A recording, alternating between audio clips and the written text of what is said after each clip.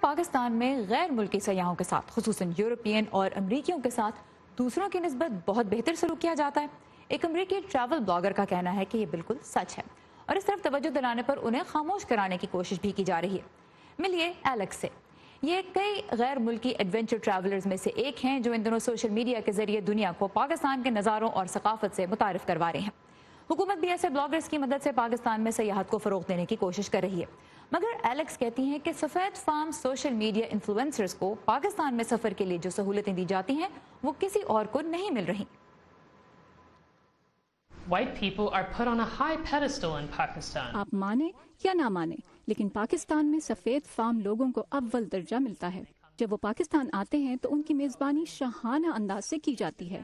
مفت کھانا، تحائف اور ان علاقوں تک رسائی جہاں باقی عام لوگ نہیں جا سکتے۔ یہ فہرست بہت لمبی ہے، لیکن دوسرے رنگ کے سیاحوں کے ساتھ ایسا کم ہی ہوتا ہے۔